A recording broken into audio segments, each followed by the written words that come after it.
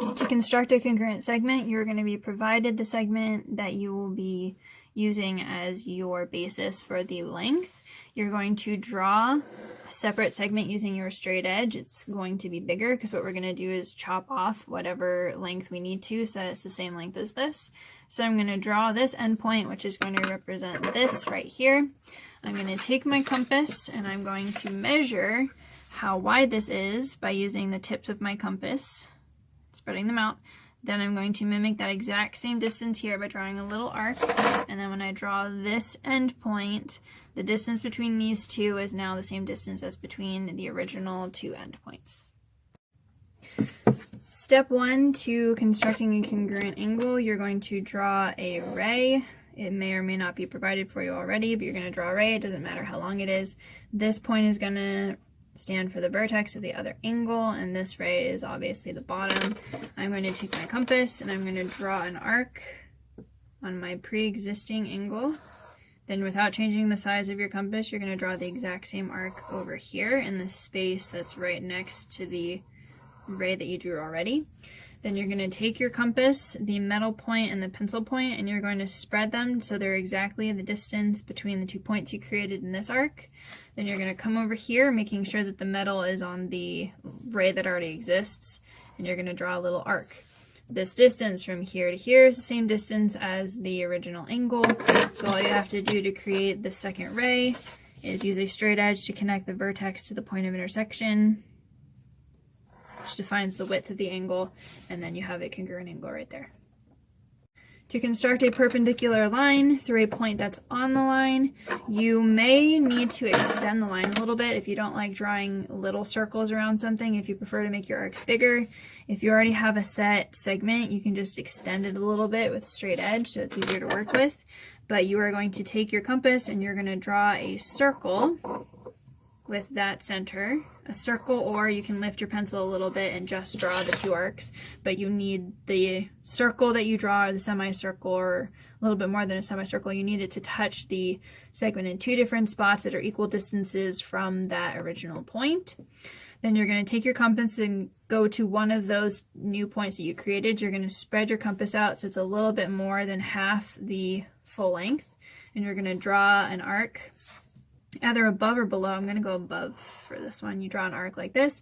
Without changing the size of the compass, you're going to draw the exact same arc from the other point, and then you're going to connect the original point to the point of intersection of those arcs, and that is a perpendicular to a point on the line. To construct a perpendicular from a point off the line, so from this point to this line, you're going to potentially extend the segment a little bit too. If you prefer larger arcs, you can extend the segment a little bit in both directions if you want. I'm going to draw a circle or an arc that starts at the point that they've provided.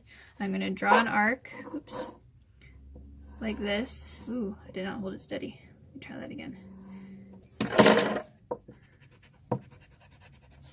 Great. Try that again and hold my compass a little bit differently. Alright, so I'm going to draw my arc. You need it to hit your segment in two spots. Once you have those two new points, we're going to go to those two new points. We're going to extend our compass a little bit more than half as long as the segment, and I'm going to draw an arc up this way. Then without changing the size of my compass, I'm going to draw the exact same arc here. I think I slipped a little. Oh, no, I didn't. Alright, so you draw the exact same arc here, and wherever the point of intersection is, you're going to connect to the original point to that point of intersection. That is it looks a little bit crooked, but oh, I didn't go very well through the point of intersection, so don't be a little bit neater than I was, but that will be perpendicular to the line that you have provided. To construct a perpendicular bisector for a segment, you're going to be given a segment like this. So they're not specifying a point on the line or a point off the line. They're just giving you a segment and you're going to automatically be bisecting it. So you're going to take your compass and spread it out so it's a little bit more than halfway, and then you're going to draw a wide sweeping arc so it's both above and below the line. And then without changing the size of your compass, you're going to do the exact same thing from the other end point so that it crosses the original arcs. And then you're going to take your straight edge and connect the 2 points of intersection here and here, like that. and that's going to be your perpendicular bisector. It also bisects that segment. To construct an angle bisector, you're going to start by drawing an arbitrary arc, however big you want, from your vertex of the angle. So you draw an arc like this. Then from the two new points that you created, you're going to put your compass center here, and you're going to draw an arc out in the center of the angle without changing the size of your compass. You're going to draw the exact same size arc from the other point so that they intersect, and then you're going to connect the point of intersection to the vertex of your angle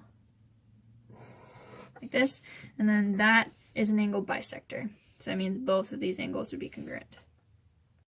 To construct a parallel line through a point off the line, you first need to draw about a 45-degree angle from the line segment up like this. The shallower you make your angle, so if you make it a real small angle like this, really, really shallow, the smaller the angle, the harder it's going to be to do this. So you want to make it somewhere between 45 and 60 degrees maybe. It'll make it easier for you.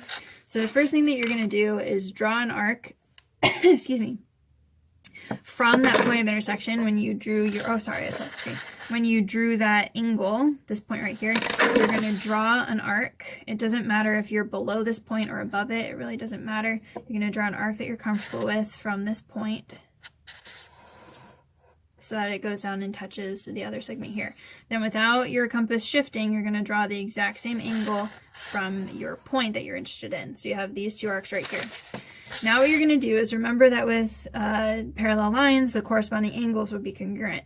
So I'm going to try to mimic this angle right here. I'm going to try to mimic that up here so that when I draw a line, if those angles are congruent, that means they're parallel. So I'm going to measure this angle from tip to tip of my compass. I'm going to do the exact same distance up here. So you always want to make sure that your pencil is always out in space so you can use that to draw. So you draw a teeny little, and you can always double check, draw a teeny little arc, and then double check that your distances are correct. And then what you're going to do is connect this point of intersection, right? This right here, this sweeping arc is the same as this sweeping arc. So when you connect the point to the point of intersection, my angle's weird and the shadows are affecting how I see this, but that is going to be parallel to this one because these are congruent angles.